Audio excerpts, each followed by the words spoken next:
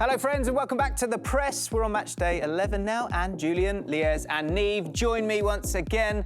Let's get you caught up on everything. Delap's first goal for Chelsea sends the Blues through to the round of 16. We'll examine Enzo's role in this win. Wallace Jan spares Flamengo's blushes with a timely equaliser against LAFC. The boys from Brazil march on.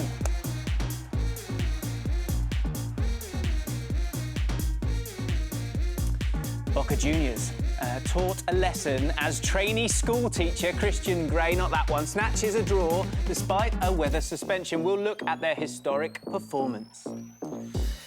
And it was a momentous day for Benfica, who finished top of Group C with their first ever win over Bayern Munich. We'll explain how they did it.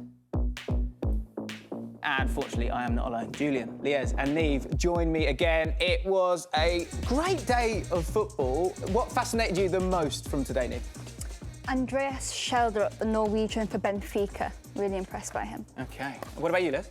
Chelsea, very, very easy win on the day. Looked like it could be tacky at times, but Liam Delap getting his first goal. OK, and we're missing something here, aren't we? Jules? Yeah? What's the main moment of the day? Auckland. Yeah. Of course. Auckland City, one of the greatest stories of this competition so far. Absolutely. Let's have a look at the socials then. And the main talking point seems to be Delap, hot off the heels, of course, of that goal. And yeah, lots of people talking about him. I'm going to be honest, I think some people are hyping up just a little bit, but I understand Chelsea fans are quite happy. Stick with us because we've got some, not angry words, but some slight critiques. Let's have a look at what they said specifically. Here we go. Have we got one of the tweets? Have we got one of the tweets, guys?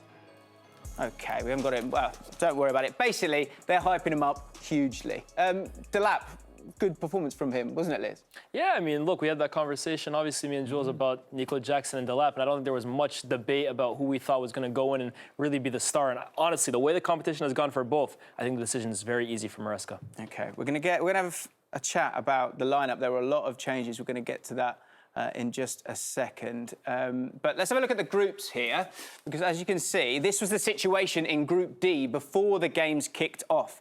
Flamengo were already qualified as group winners. Chelsea would qualify as long as they didn't lose to Esperance, and if the Tunisian side won, they would qualify instead. So Chelsea shocked us before their match against Esperance with 8 changes to their side following their disappointing defeat to Flamengo.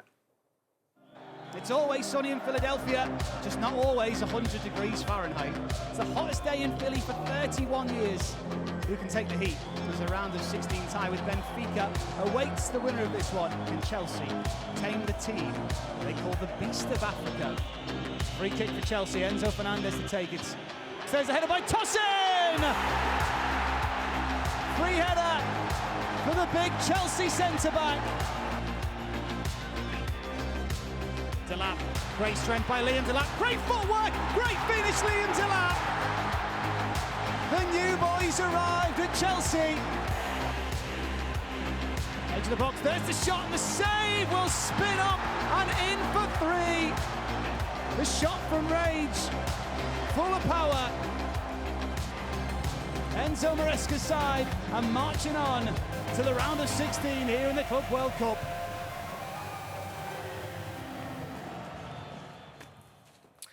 So, Chelsea coach Enzo Maresca tweaked his setup for the match against Esperance with one player in quite an unfamiliar position, but did it work? Let's head to the tactics board, and you can see the lineups here. 8 changes that were made, and in those forward areas in particular, I thought there were some interesting changes that it's up for debate if they worked or not. Enzo Fernandez we're going to talk about as well. But in terms of kind of how it played out, Nkunku would move over here, Enzo Fernandez sort of stepping into here, but then moving into that 10 position at times. Lavia being that single pivot, and Gusto actually stepping in here. Lots of players kind of starting in one position and moving into another one, Liez. How did you feel about these 8 changes? I didn't like it whatsoever. I'm going to be very, very honest. I mean, I understand there were a lot of changes because of a potential suspension. So many players, I think 6 of them, liable to being suspended for the next game if they picked up a yellow. But I think the setup was good. However, the player profiling for some of it is a bit weird. Like Dewsbury Hall playing at right wing, I thought was nullified largely. Most of his play ended up just going back to his fullback. Gusto looked very uncomfortable playing in that central role. And Enzo Fernandez, I know we'll speak about it in a bit. I remain doubtful about how good he is in those attacking positions. I think he's a little bit better deeper. Yeah, so I want to kind of cut it in half here a little bit because I think there's sort of two sides of the pitch when it comes to that play. One, which we're going to talk about in terms of Dewsbury Hall on this right-hand side, which I didn't expect to see. Madueke on that other side. Niamh, I wanted to come to you in terms of the changes here. Could you see what Maresca was trying to do on the two sides of the pitch? Yeah, on the left-hand side especially, I think Madueke did a really good job of staying wide.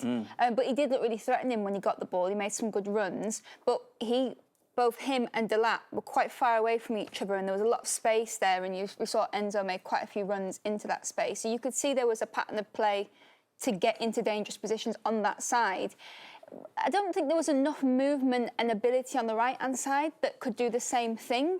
I agree with you, Niamh. I think the Dewsbury Hall call, I think what he was trying to do was that Dewsbury Hall was kind of staying quite high here, and then Nkunku was sort of dropping deep, and then he would be able to make that driving run in behind. But it just didn't happen. There was no synergy. I can show you exactly what I mean when we have a look at a couple of clips from Dewsbury Hall here. He's just not comfortable in this position, in my opinion. And this is one moment where he's able to get it centrally, and that's actually a kind of position where he's far, far better. But I think his confidence by this point was actually kind of gone a little bit, and the pass was poor from him. He's obviously not got the minutes that he probably wants either. But this is him out wide.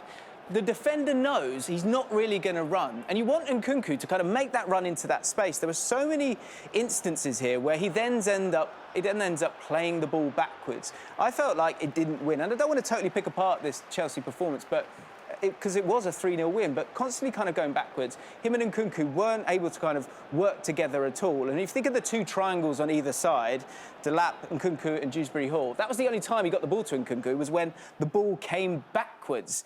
Didn't work at all for me on that side. What about Enzo Fernandez, Niamh? We've got a difference of opinion here when it comes to his role and if he works in this area of the pitch. How did you see it? Because you didn't have Cole Palmer, you didn't have Neto in this one, so he had a slightly different role. Yeah, I mean, I quite like seeing Enzo getting higher up the pitch and making those runs into the box. Maybe even when he hesitates and waits a little bit before he makes them. I think it depends on who's playing, but it's obvious that with the team they played and where the space opened up, there needed to be a player that would run into that. And as you can see here, Enzo does it. The ball was overhit, but there was a few occasions like this where he spots the space pretty quickly and sort of glides into it. And I think, you know, he's scored 6 goals last season, all of them in the box. He's created a lot of chances, and I think with Delap in the team, we'll see those converted by the other players a little bit more, and we'll see that this is a player that's actually a lot more comfortable than people realise in the opposition's box. Yeah, I think this is the best instance of him, though, isn't it? Arriving on the box. Liz, how do you feel about his role today? I completely agree in terms of his arrival into the box with those late runs. I think he's very, very good at that. And it's something that we've seen from Frank Lampard. We see it with Jude Bellingham all of the time. But I think you can do those kinds of runs from deeper areas. Now, I'm not saying Enzo Fernandez is a 6. I'm not even saying he should be playing in a 2. But I do find that Enzo Fernandez's best attribute is his passing range. He has, for me, almost every single pass in the book on lock. He can play those long passes. He's very good at that little delicate dink over the top. And I find that in these advanced positions, he's not really that great in the half spaces. I find him a bit clunky at times. I find that he gets dispossessed a bit. And I feel like he's just a little bit uncomfortable. Now, the problem is Chelsea play with 2 deeper. And I'm not sure if that's his best asset either. I think he's really good in the 3. That's really the dilemma I think Maresca finds here. Yeah, I think that's been one of the big critiques of Maresca's side is you can kind of see that it's a very well-coached team. Yeah. It's the sort of balance of the profiles maybe a little bit? Yeah, and fitting the right pieces of the jigsaw in the right places again. And it's the same problematic for every manager. You have to find it, and I think he's still looking for it, really. Yeah, let's have a look at the goals, because kind of to your point, first of all, I want to touch on Enzo and those lovely passes. Yeah. One, of course, is a set piece, which kind of got him out of trouble. 45th minute, it had been 0-0, which is why we're kind of maybe speaking slightly negatively about this Chelsea lineup. But what about this one, Liaz? This is a great pass, but also great from Delap. 100%. That, for me, that's the Enzo special with that little pass. But Delap, it's a brilliant bit of hold-up play, a little bit of bully ball, nice delicate touch inside as well, too. Maybe the keeper, suspect there, but I think the finish was decent as well, too. And Niamh, when it comes to the Liam Delap and his kind of role in this team, it feels like, in a really short space of time, it feels like he might be ready to break the number 9 curse. Do you think this is going to happen? I think the fact that he's got so much range to what he can offer them as well, like even in the games where, I mean, they do need a striker that can score, and he's shown that he's got that instinctive ability, but even the fact that he was dropping deep and showing the qualities that Nicholas Jackson always showed. So he's showing, well, I can do what Nicholas Jackson can do, but I can also maybe be a bit more clinical. Love it. Flamengo had the chance to become the first team to achieve 9 points in the group stages as they lined up against LAFC, but could their rotated side do the business? Okay. And so it's no. Go on, Jules. Yeah. No one wants to talk over this game. We'll be I had honest. to watch it. You made me watch it. To be Sorry, fair, I Jules. would have been very happy with You got Chelsea. paid. We saw a few of the posts, and you mentioned rotation. No Jorginho, for example. So it was not clicking the same. The R16 with 2 great shots, and in the end, it came down to 2 moments of quite brilliant for different reasons. We'll see the first goal from LAFC scored by Denis Bonga. Before that, there was a bit of a scare there for Hugo Lloris, and then again, the woodwork hit. And Flamengo had the best chances, but LAFC took the lead by something very clever that they did when playing a free kick very quickly. Again, I mean, he was so unlucky. He hit the woodwork 3 times, the Uruguayan international, and this is the goal. You play the free kick quickly, Bonga is just on side. He's had a tough tournament, hasn't he? So it's nice for him to get a goal. Yeah, and finally, after all the chances that he missed, the penalty that he missed, the Flamengo, as we mentioned in the intro, Wallace Jan with a lovely finish, a bit like the Delap one, where he slaloms and whizzes through the defenders to make it 1-1. Okay, so here is the group. Group D, Flamengo, we knew we were going to finish top, and obviously did. Chelsea get through in second spot after their win against Esperance, and LAFC at least walk away with a point. Really good stuff. Okay, so this is how Group C stood before the matches started. You had Bayern, who were through, and Benfica, they needed a point to join them, and they could clinch first spot if they were able to beat Bayern.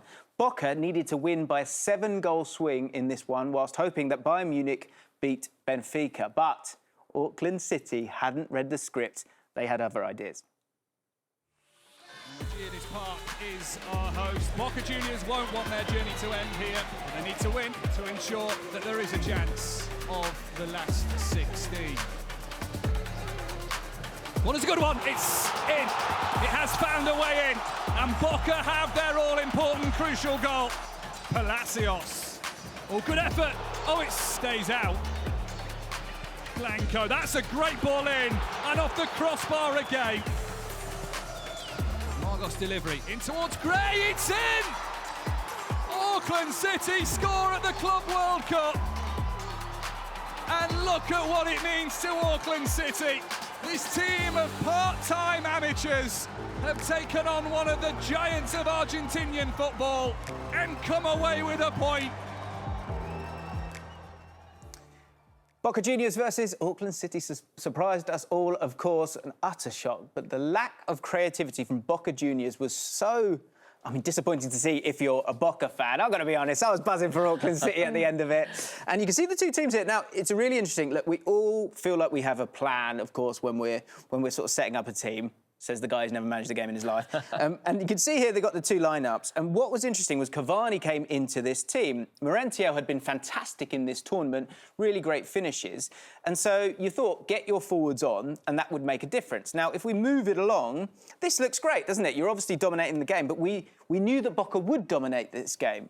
But if we highlight these 2 players, that's all well and good. But the big problem, Jules, for Boca was that they put in a lot of crosses, but they only had 2 players in the box. If you think of Bayern Munich, they would have so many different players stepping into these areas, so it made it very, very difficult. Dynamic runs and so many other bits of movement to move this low block. But for Boca Juniors, it was just about putting crosses in, and it's a tactic that I understand, but I think Auckland City would have taken that going in. Yeah, absolutely. I mean, it's a tactic from 1950s, really, and we talked about Enzo and his positioning and runs from deep, which never happened in this game. The Boca Juniors wide players or central midfielders just stayed in the position. It was very stale, and all they did is cross that ball with no real output, with no real aim. 82 crosses in that game. 82 crosses for one big chance created. I mean, this is mind-blowing, really. And you see, we could have showed you all 82. 82. We thought we had an easy night. Yeah, Right? You just run all the crosses, that'll do it. And the ball, no variation, not trying to do something Everyone's different. The ball standing goes still, right? wide, you cross it for nobody really, in the hope that somebody i.e. Cavani or Merentier, would put their head at the end of it. And you're right, it was far too comfortable to defend for Auckland City. Yeah, and I think they've definitely grown game on game, Lies, but for this is Boca Juniors. They've just drawn to a team who scored a goal with a school teacher, and their team, Boca Juniors, Diego Maradona used to play for them. I can't believe this has just occurred. An outrageously big shot. It's a big shock, but it's absolutely embarrassing if we're being real about it. No, it absolutely is. Yeah. I mean, they went into this game seeing how badly Bayern had dismantled them, then seeing how bad Benfica had dismantled them. And I almost felt like they probably went into it thinking, oh, we're going to take care of business. It's going to be an easy 5-6-0. Let's hope Benfica can lose to Bayern. That's the kind of performance that they put in.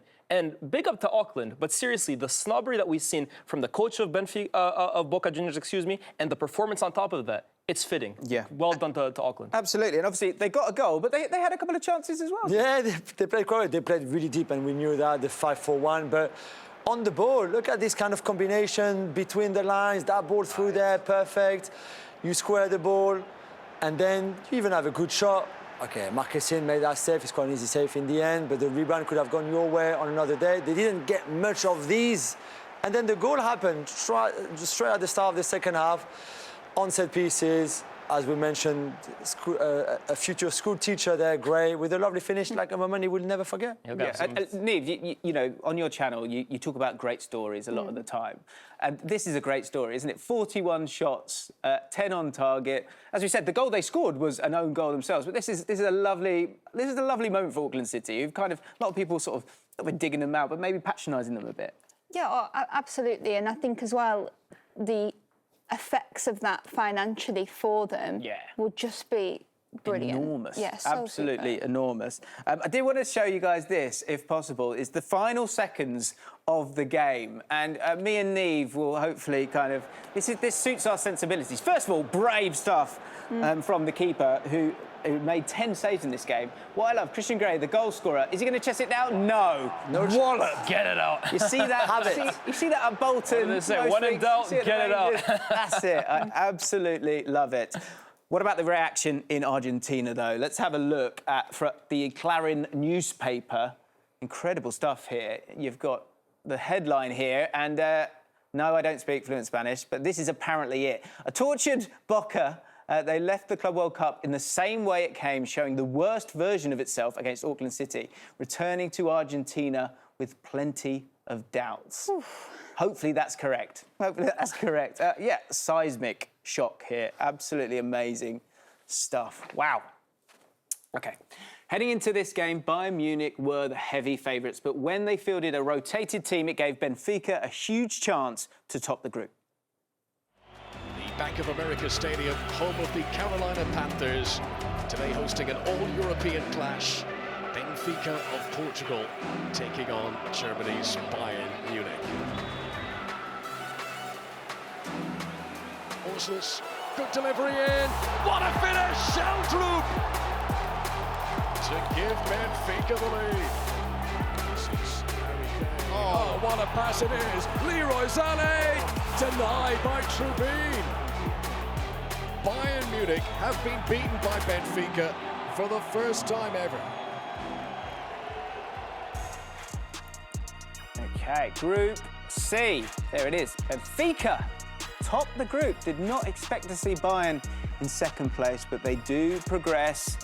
Maybe not a shock that Boca didn't make it through, but Auckland getting that point, a -16 goal difference, but they got themselves a point. 3 cheers for Auckland City. Very, very happy about this. OK, so great win for Benfica, and Benfica had never, ever, ever beaten Bayern Munich going into this game. That's 13 attempts, but in this attempt, their 14th attempt, they finally got over the line. And Niamh, you think that one player really stood out for you, someone that we probably haven't spoken about much? Yeah, Andreas Sheldrup, who comes from the Bode Glimt Academy, and there was a lot of European interest in him because of his versatility, so I thought I'd give him a watch to see what role he played in this game.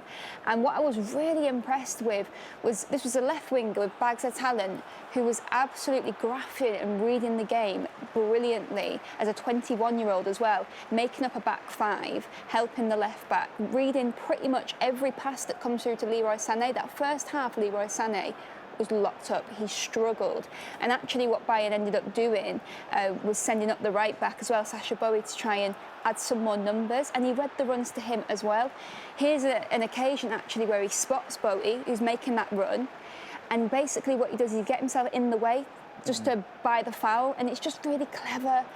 And then moving forward as well, he made a brilliant run here that led to a goal, which was a really composed finish.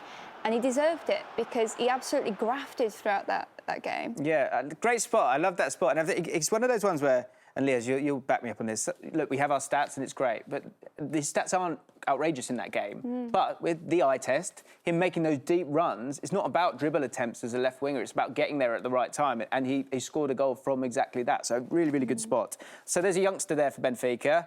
One of the old guard, who I think generally the old guard have lit up the tournament. They have, in my to be honest with you, yeah. And Angel Di Maria, who went into this top scorer after 3 penalties, continued to shine, didn't he, Liz? Yeah, absolutely. And I think to Neve's point as well, too, when you have a player like Di Maria who isn't going to be the most defensive player, Sheldon really has to put in that work on the other side. But Di Maria, he honestly played a role today that reminds me a bit of what Messi does for Inter Miami in terms of he kind of has the freedom to just take up whatever position he wants. High, drop deep when he wants to. And this right here is perfect. I think he absolutely terrorized Guerrero at times in the first half. And he really doesn't know Guerrero whether to bring him on the outside or bring him in. And here he is. He just twists him up. El Fideo, the noodle they call him. Just kind of fails at the final attempt. But Di Maria was an absolute menace in that first half. And here, I really like this play as well, too.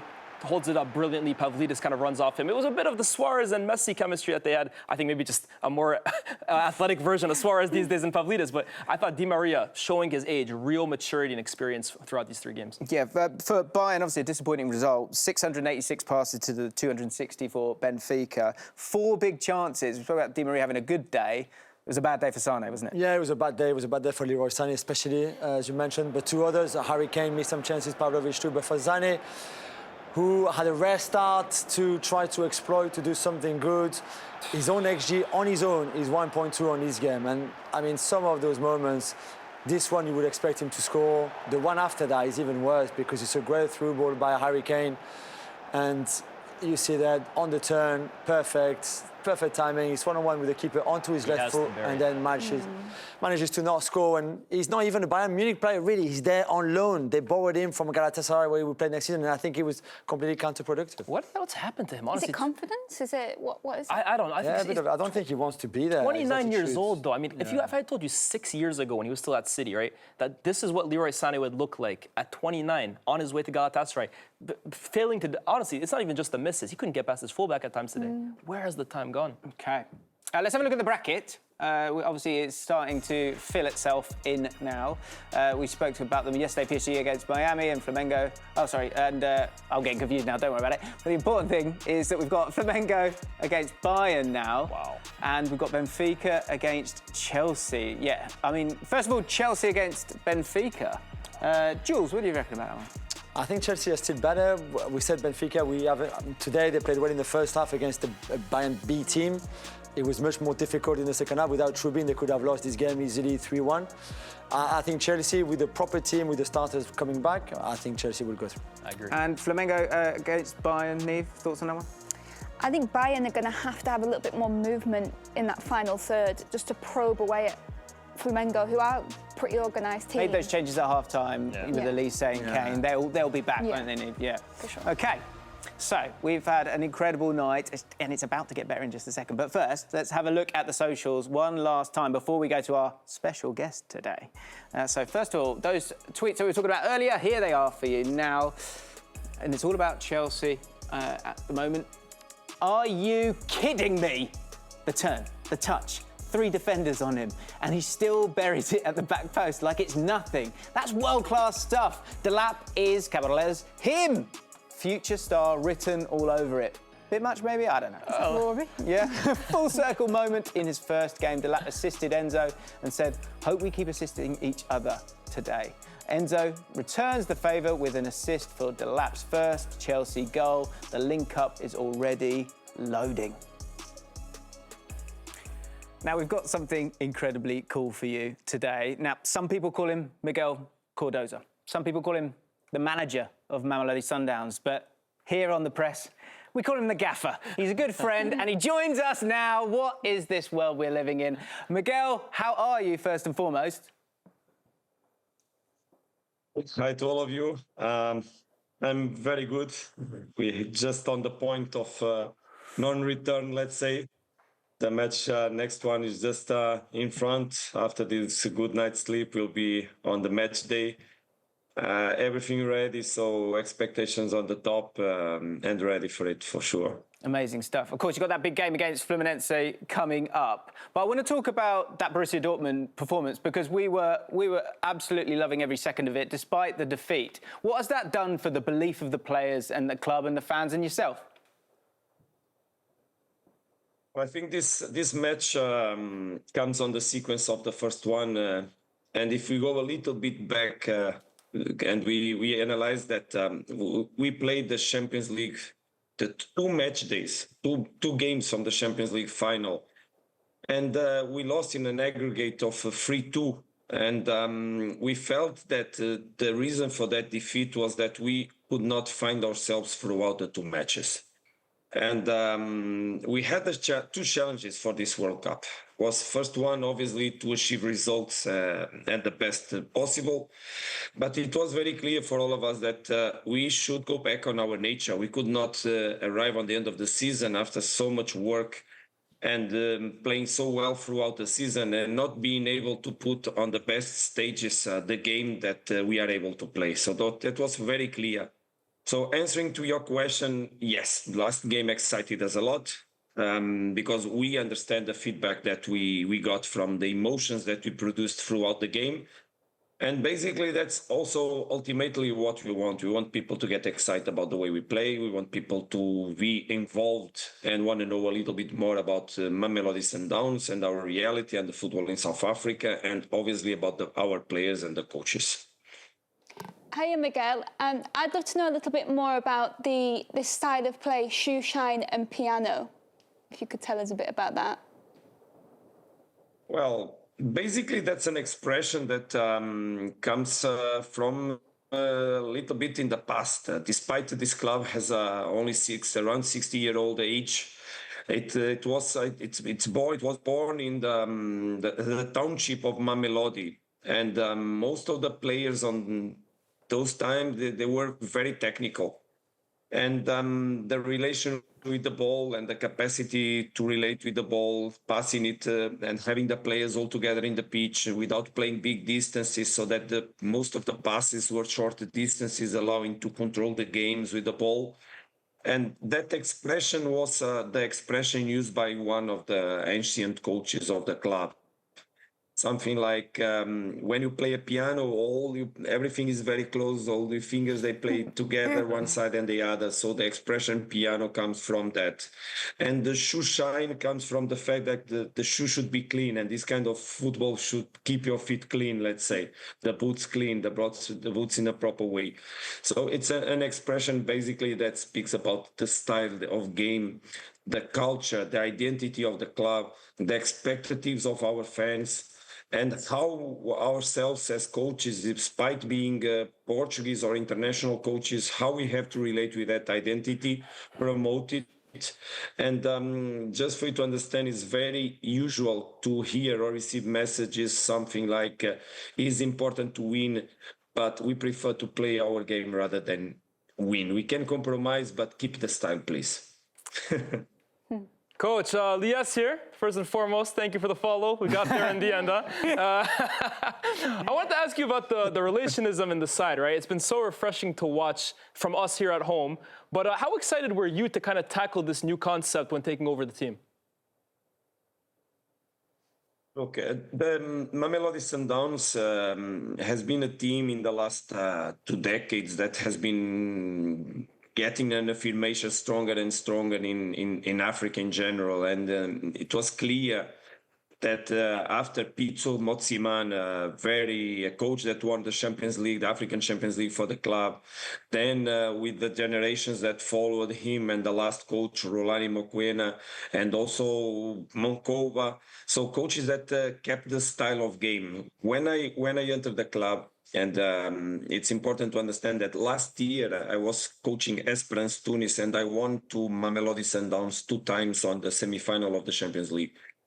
And so I knew very well this team, but I also understood that despite the quality football and the quality players that we had for the reality, there was a side of the game that had to be preserved or developed also to keep capacity or develop capacity to compete in the highest level. So the challenge was that I live the values of the club. I share that idea of game. I believe a lot that we should be protagonists as much as possible. We should understand that the game of football is about generating spaces, occupying spaces, and the relations or the value you give to your players has to do also with the capacity of being affirmative on the game, of being protagonist on the game. So in South Africa, we are in the last 8 years we became always champions. And this year again we went on the Champions League final. So our identity makes us, and our capacity, our power makes us be leaders in football. So basically we play the games majority of the time or most of the time with the ball, and the capacity to overcome opponents that put their lines very narrow, that go deep on the pitch, that shorten the spaces towards the goal, obliges us to have a lot of capacity to control the game with the ball, so that we don't expose ourselves to the counterattacks. That's how mainly the opponents can aggress us.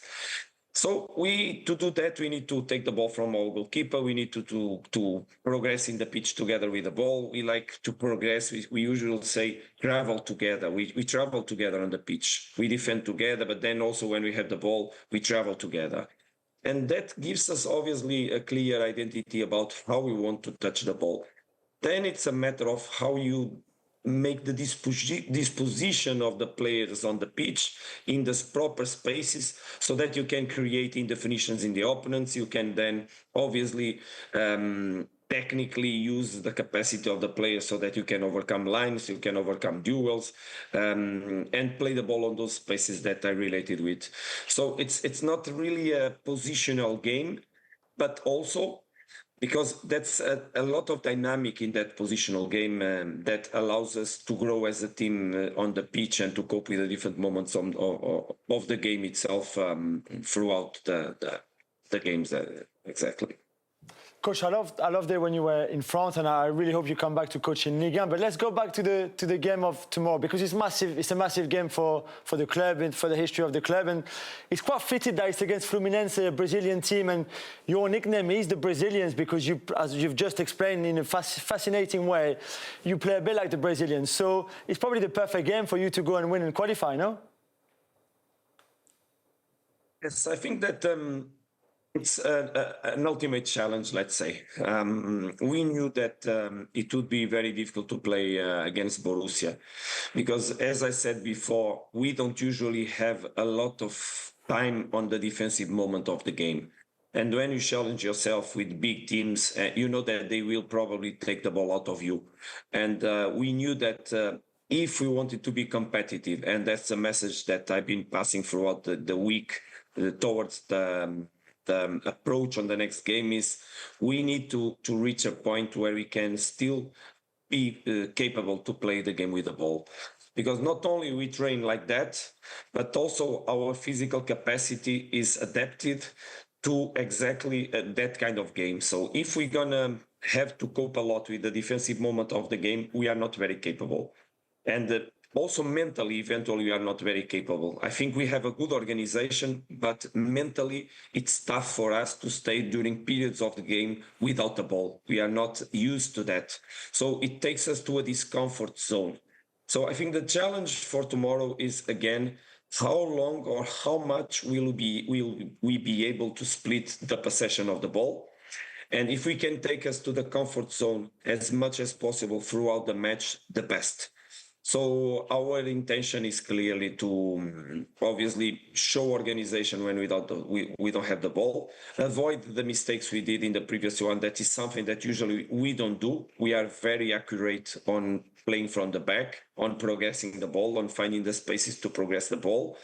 But then when we'll have the ball, we have to really highlight that moment. Sometimes even being extra naive, also to manage the effort that the heat will take to a high limit, let's say. So that's the Mamelodi Sundowns we want to see tomorrow. A team that is capable to understand the 4 moments of the game, that loses the ball, is very aggressive, that tries to keep the lines very high, restrain the opponent. And then when we don't have the ball, we need obviously to show a good defensive organization, and from there use the spaces that we might have for transitions, and because we also can aggress the opponent with quick attacks, as we saw in the game with Borussia Dortmund. Miguel, it's been fascinating to listen to you speak. We can see your passion, your intensity there, but you need to get to bed. We need a good night's sleep from you. We've got a big game for you guys tomorrow. We're all rooting for you. Best of luck. Thank you so much, Miguel Cardoso. Thank you very much. Have a wonderful night. And it could be a wonderful night for Mamelodi Sundowns in their next game, which is coming up very, very soon. This is what's coming up later today. Groups E and F come head-to-head.